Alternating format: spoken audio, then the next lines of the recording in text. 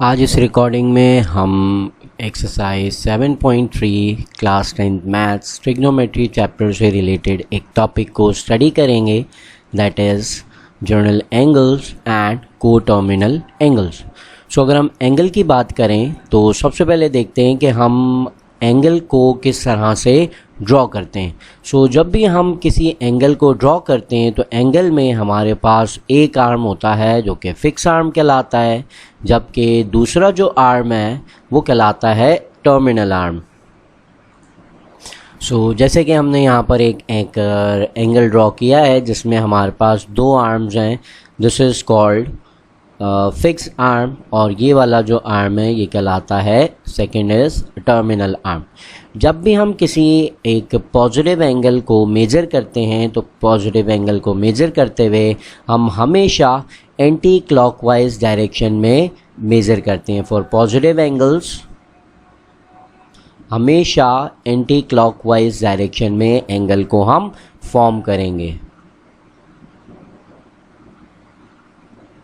जबकि जो negative angles होते हैं, नेगेटिव एंगल्स हमेशा क्लॉकवाइज डायरेक्शन में मेज़र होते हैं।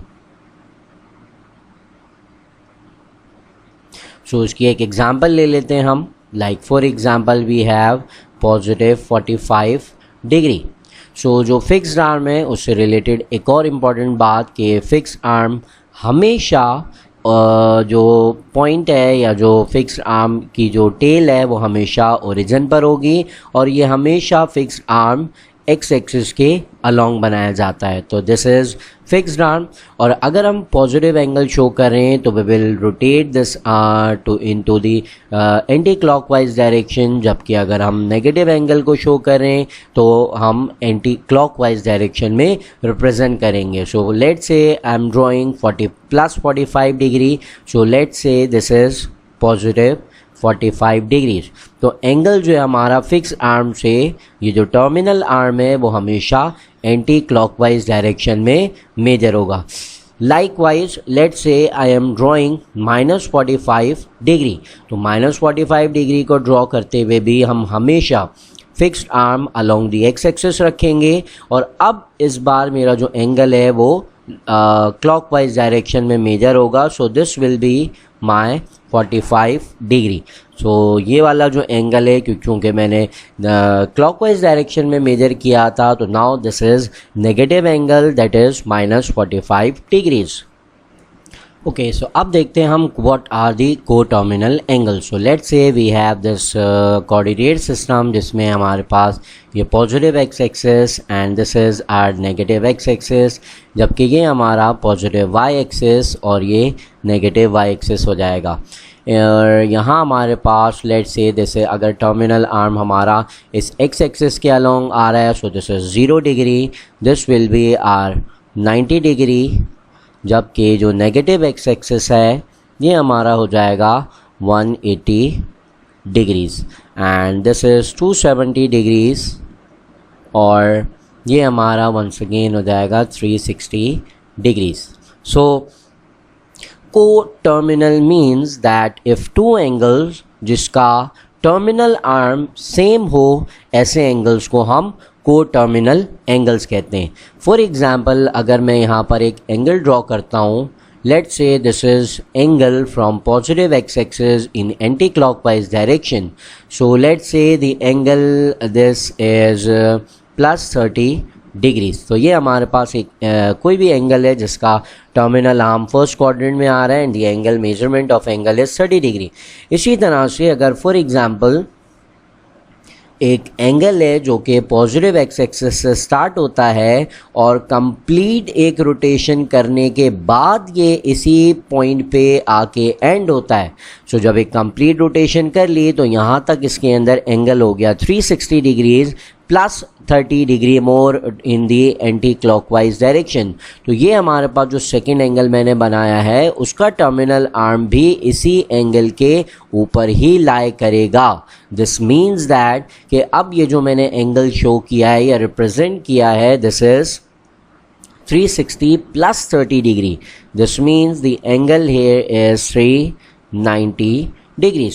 तो यहाँ जो मेरा एक एंगल फॉर्म हुआ है 30 degree, one is the 30 degree, the other is 390 degree. These two angles are such that their terminal arms intersect or overlap each other. ये दोनों टर्मिनल आर्म एक दूसरे के ऊपर लाई कर रहे हैं, जिसका मतलब ये हुआ कि हमारा जो दोनों एंगल्स हैं they will be known as coterminal angles.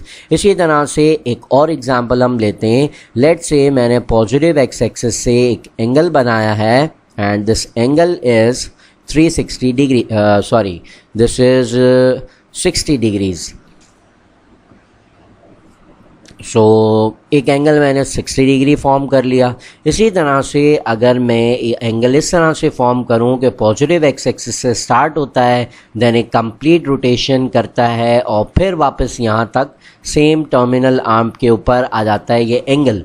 So this means that कि अब जो मेरा एंगल है वो 360 और एडिशनली 60 डिग्री जो कि मैंने फर्स्ट क्वाड्रेंट में फॉर्म किया. सो 60 degree and this is 420 degrees. इसका मतलब ये हुआ कि 60 डिग्री और 420 डिग्रीज ये दोनों एक दूसरे के को टर्मिनल एंगल्स हैं, बिकॉज इन दोनों एंगल्स का जो टर्मिनल आर्म है वो एक दूसरे के ऊपर लाई कर रहा है, जिसका मतलब ये हुआ कि ये दोनों एंगल जो है वो को टर्मिनल एंगल्स कहलाएंगे. So now let's see what are quadrants and what are quadrantial angles. So quadrant और क्वाड्रेंशियल एंगल से पहले मैंने यहाँ पर जो है वो एक कोऑर्डिनेट सिस्टम ड्रॉ किया है जिसमें दोनों एक्सेस हैं, positive x and negative x, और एक एक्सेस हमारे पास पॉजिटिव वाई और नेगेटिव वाई. सो ये जो क्वाड्रेंट है वो कहलाता है first quadrant. This quadrant is known as second quadrant, जबकि ये क्वाड्रेंट हमारा थर्ड क्वाड्रेंट, और this is known as our fourth quadrant. तो ये हमारे पास 4 क्वाड्रेंट हो गए, जिसमें फर्स्ट क्वाड्रेंट या जो पॉजिटिव एक्स एक्सिस है this is known as 0 degree. ये 0 डिग्री है जिसके मैंने प्रीवियस पेज के ऊपर भी बताया. This is plus 90 degree and this is plus 180 degrees and this is 270 degrees and this is again 360 degrees. Like for example अगर हमसे कहा जाए कि एंगल है that is 145 degrees. So 145 degree कौन से क्वाड्रेंट में लाई करेगा? So we know that plus 45 plus 145 degree will lie in the second quadrant, because second quadrant में हमारे पास प्लस 90 से लेकर 180 डिग्री तक मेजरमेंट्स आती हैं. इसी तरह से let's say we have to find 250 degrees. So 250 degree will lie between 180 and 270. This means that ये एंगल हमारा थर्ड क्वाड्रेंट में और ये एंगल हमारा सेकेंड क्वाड्रेंट में लाई कर रहा था. इसी तरह से लेट्स से अगर हमसे कहा जाए कि where does this angle 300 degree would lie in the coordinate system. So we know that we have a fourth quadrant जिसमें angle measurement is 270 degrees and till 360 degrees. So 300 would lie between these. इसका मतलब ये हुआ कि ये जो angle है वो हमारा फोर्थ क्वाड्रेंट में लाई करेगा. सो ये तो वो एंगल्स हो गए जो कि किसी ना किसी क्वाड्रेंट के अंदर लाई कर रहे हैं between plus axis x and plus y axis and plus minus x and plus y axis and minus x and minus y axis and last that is minus y and plus x axis. Some are the angles जिनके terminal arms lie करते हैं on the axis. ये जो first मैंने angle यहाँ पे show किया है इसका टर्मिनल आर्म लाई कर रहा है सेकेंड क्वाड्रेंट में. इसी तरह से जो सेकेंड एंगल मैंने यहाँ पे ड्रॉ किया है मेंशन किया है इसका टर्मिनल आर्म लाई कर रहा है थर्ड क्वाड्रेंट में. इसी तरह से ये जो एंगल है इसका टर्मिनल आर्म लाई कर रहा है फोर्थ क्वाड्रेंट में. But some are the angles in which the terminal arm lie in on the axis. So this is the definition of quadrantial angle. ऐसे angles जिनका terminal arm किसी quadrant में आने के बजाय it lie on the axis, ऐसे angles को हम quadrantial angle कहते हैं. Like for example 0 degree and 90 degrees and plus 180 degrees and 270 degrees then 360 degree then 450 degrees. तो वो तमाम एंगल्स जिनका टर्मिनल आर्म एक्सिस के ऊपर लाई करे, either plus minus x axis और प्लस माइनस वाई एक्सिस, सो ऐसे एंगल्स क्वाड्रेंशियल एंगल्स कहलाते हैं।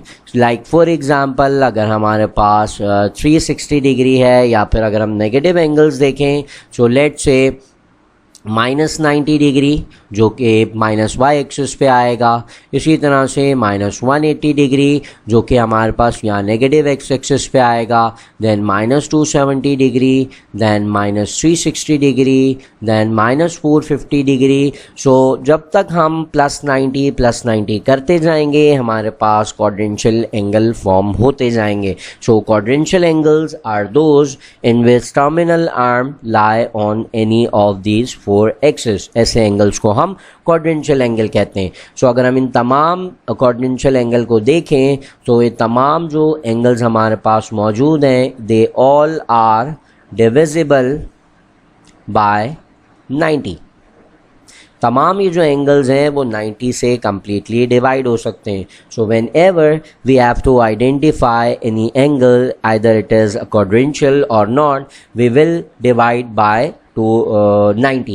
Like for example 360, that we know that it is a quadrantial angle, we can easily divide it by 90. So 360 को हम easily और completely 90 से divide कर सकते हैं, that is equals to 4. So this means that this 360 is a quadrantial angle. Let's say हमें find out करना है whether 950 degree is a quadrantial angle or not. सो 950 को अगर हम डिवाइड करते हैं 90 से, so this won't be completely divided, the answer will be 10.55. It's mean that this 950 is not a quadrantial angle. 950 जो है वो quadrantial एंगल नहीं है। लेट्स से हमें आइडेंटिफाई करना है 1200 डिग्रीज। सो इसे अगर हमें आइडेंटिफाई करना है, let's divide it by 90। So 1200 divided by 90 will be equals to 13.33. It's mean that 1200 is also not a quadrantial angle. 13.33 भी 1200 भी क्वाड्रेंशियल एंगल नहीं है। तो सिंपल फार्मूला है कि 90 से अगर डिविजिबल है कोई एंगल तो it's mean it is a quadrantal angle. Okay, so let's say we have a unit circle जिसकी मदद से हम कुछ ट्रिग्नोमेट्रिक रेशियोज़ की वैल्यूज़ को फाइंड आउट करेंगे। So we have this unit circle जिसका जो रेडियस है it is equal to 1। So this is our unit circle जिसमें हमारे पास इस सर्कल का जो रेडियस है it is 1 unit. Let's say हमारे पास एक पॉइंट है, उस पॉइंट को हम नाम दे देते हैं P and the coordinates of P are x, y। So ये हमारे पास इस पॉइंट P के कोऑर्डिनेट्स आ गए। अब हमें इसके मीनिंग देखते हैं कि जब हम कोई कोऑर्डिनेट मार्क करते हैं तो उसका मतलब क्या होता है। सो इस सर्कल का जो सेंटर है it lie on the origin and अगर हम यहाँ से एक परपेंडिकुलर ड्रॉ करते हैं on the x axis, so this represents the value of x। जो पॉइंट P के कोऑर्डिनेट्स x कोऑर्डिनेट की वैल्यू है, इट्स मीन कि जो पॉइंट है पॉइंट P वो ओरिजिन से x एक्सिस पे x यूनिट्स दूर है। इसी तरह से अगर हम y एक्सिस पे एक परपेंडिकुलर ड्रॉ करें फ्रॉम दिस पॉइंट, इसका मतलब ये हुआ कि ओरिजिन से लेके यहाँ तक जो पूरी वैल्यू या मेजरमेंट है it is equal to y। So unit circle के अंदर जब हमने रेडियस से ये जो दो पॉइंट्स, एक पॉइंट मार्क करके x और y की वैल्यूज़ लिखी हैं, उसका मतलब ये हुआ कि यहाँ पर भी जो साइड है फ्रॉम हेयर टू हेयर ये पूरी इक्वल टू y है। सिमिलरली यहाँ से लेकर यहाँ तक भी पूरी x के बराबर है। तो इस यूनिट सर्कल के अंदर अब हमारे पास एक ट्राइंगल मौजूद है और इस ट्राइंगल की मदद से जो है वो हम कुछ ट्रिग्नोमेट्रिक रेशियोज़ को फाइंड आउट करते हैं। ओके सो यहाँ इस यूनिट सर्कल में हमने इस तरह का एक ट्रायंगल कंस्ट्रक्ट किया है जो कि हमारे पास यहाँ इस सर्कल के अंदर नज़र आ रहा है, उसे मैंने यहाँ अलग सेपरेट से ड्रॉ कर लिया है। So this was the angle जो कि जो रेडियस है वो फॉर्म कर रहा था, जिसे हम थीटा कह देते हैं। सो यहाँ पर भी हमारे पास आ जाएगा थीटा। अब इस यूनिट सर्कल से जो मैंने एक राइट एंगल ट्राइंगल फॉर्म किया है, तो इस राइट एंगल ट्राइंगल के अंदर this side that is y is our perpendicular side, ये हमारी परपेंडिकुलर साइड है। इसी तरह से जो ये x है it is the base side, और ये जो हमारा 1 यूनिट है ये इक्वल है हमारे हाइपोटेन्यूज के। सो इसकी मदद से हम ट्रिग्नोमेट्रिक रेशियोज़ को इंट्रोड्यूस करते हैं। So first ratio is this ratio of perpendicular side with the hypotenuse side, and this ratio is known as sin theta. Sine theta कहलाता है ये हमारा रेशो।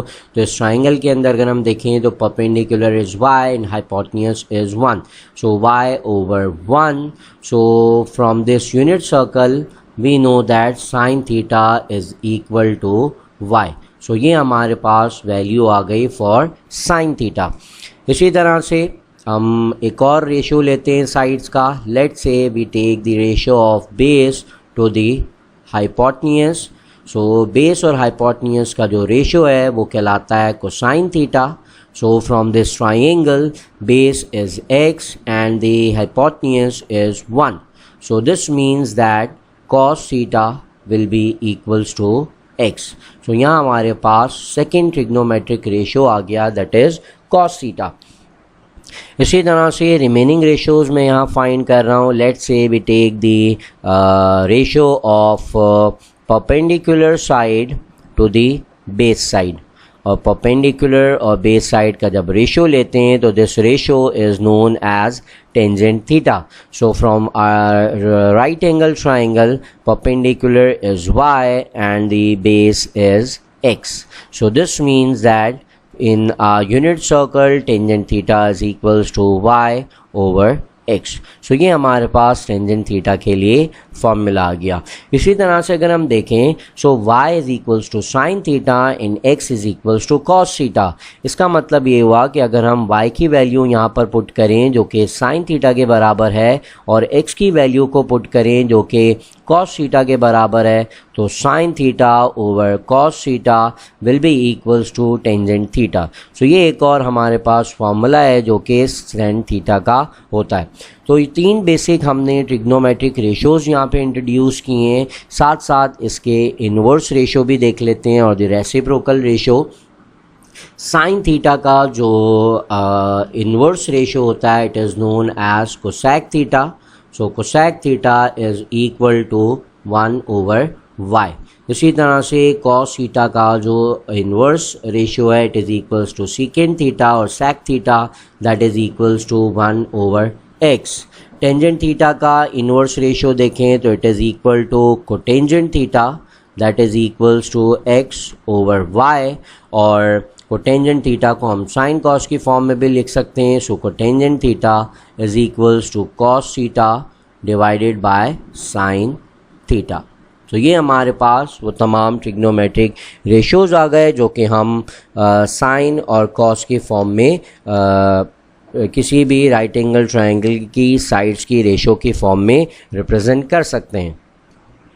ओके सो ये वो तमाम फार्मूलाज थे जो अभी हमने लास्ट शीट पेज के ऊपर हमने ड्राइव किए, that sine theta equals to y and cos theta equals to x and tan theta equals to y over x.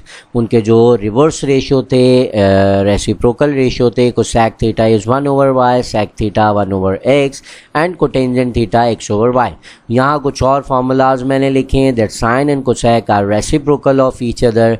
So sine equals to 1 over cosec and cosec theta equals to 1 over sin theta, and the product of sin theta cosec theta is always equals to 1.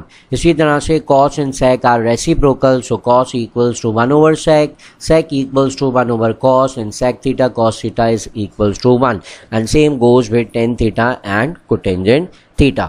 तो इस concept को use करते हुए हम एक question लेते हैं और उस क्वेश्चन को सॉल्व करते हैं। So we have to find all the trigonometric ratios if a point on the terminal side of the theta is 3,4. एक पॉइंट है हमारे पास 3,4 और इस पॉइंट को यूज़ करते हुए हमें तमाम ट्रिग्नोमेट्रिक रेशियोज़ की वैल्यूज़ को फाइंड आउट करना है. सो जिस तरह हमने यूनिट सर्कल को लेके सॉल्व किया था, जिसमें हमारे पास जो साइड थी, पॉइंट लिया था हमने उसके कोऑर्डिनेट से x, y. तो यहाँ पर पॉइंट के जो कोऑर्डिनेट्स हैं उसके अंदर x इज़ इक्वल्स टू 3 और y is equal to 4. So x 3 के बराबर है और y बराबर है 4 के. तो उसी ट्राइंगल को हम यहाँ पे रिकन्स्ट्रक्ट कर लेते हैं कि जो पॉइंट था हमारे पास लाई कर रहा था एंगल के टर्मिनल साइड के ऊपर 3,4 और जो ट्राइंगल फॉर्म हुआ था वो कुछ इस तरह का ट्राइंगल था जिसमें this is 3 and this is 4. So इस साइड को अगर हमें फाइंड आउट करना है, so we know that this is the hypotenuse side. So hypotenuse side को फाइंड करने के लिए हम पाइथागोरस थ्योरम अप्लाई कर देते हैं that h square will be equals to p square plus b square 3 square plus 4 square. So ये हमारे पास इक्वल हो जाएगा 5 के. सो ये वाली साइड हमारे पास 5 के बराबर आ गई. ये हमारे पास बेस है and this is our perpendicular. So इसकी मदद से हम तमाम ट्रिग्नोमेट्रिक रेशियोज़ को फाइंड आउट कर सकते हैं. So first of all we know that sin theta is equals to perpendicular over hypotenuse. So sin theta is equals to perpendicular over hypotenuse. So perpendicular side here is 4 और जो hypotenuse side है it is 5. So we have the value of sin theta that is 4 over 5. इसी तरह से cos theta की value find out करते हैं. cos theta is base over hypotenuse. So base we have is 3 and hypotenuse is 5. cos theta की हमारे पास value आ गई 3 over 5. इसी तरह से फाइनली टेंजेंट थीटा की वैल्यू फाइंड करें. It is base over hypotenuse. So the base is 3 and the base over perpendicular over base. So perpendicular we have is 4 and the base is 3. तो हमारे पास ये तीन ट्रिग्नोमेट्रिक रेशियोज़ आ गए. Sine theta 4 over 5, cos theta 3 over 5 and tangent theta 4 over 3. Remaining inverse ratios देखें तो cosec theta equal होता है साइन थीटा के रेसिप्रोकल के. So it will be equals to 5 over 4. Similarly second theta will be equals to 5 over 3 and finally cotangent theta will be equals to 3 over 4. So ये हमारे पास तमाम trigonometric ratios की values आ गई with the help of a point that lie on the terminal side of the angle. Okay, so now let's see one more thing कि हम trigonometric ratios की values अभी हमने एक क्वेश्चन के ज़रिए फाइंड आउट की. So let's see the signs of the trigonometric ratios के किस trigonometric ratio की कौन से quadrant में क्या साइन होती है. तो यहाँ मेरे पास 4 quadrants मौजूद हैं. First, second, this is third quadrant and we have this is fourth quadrant. So first quadrant के अंदर the value of x are positive and values of y are also positive. This means that the sine will be positive, cos will be positive and tangent theta will also be positive. It's mean कि अगर ये तीनों ratios positive हैं तो their reciprocal ratios will also be positive. इसका मतलब यहाँ पर तमाम ratios are positive. तमाम रेशो की जो वैल्यूज़ हैं इन द फर्स्ट क्वाड्रेंट हमेशा पॉजिटिव होती है. पॉजिटिव मींस कि अगर हम 0 या 90 के बीच में किसी भी ट्रिग्नोमेट्रिक रेशो की वैल्यू फाइंड आउट करेंगे our answer will be always positive. Now let's say the second quadrant. Second quadrant में हमारी जो x की वैल्यू है इट इज़ नेगेटिव और जो y है इट इज़ पॉजिटिव. इसका मतलब ये हुआ कि साइन थीटा y के बराबर है. इसका मतलब है साइन की वैल्यूज़ हमारे इस क्वाड्रेंट के अंदर पॉजिटिव होगी and if sine is positive so its reciprocal the cosec theta is also positive.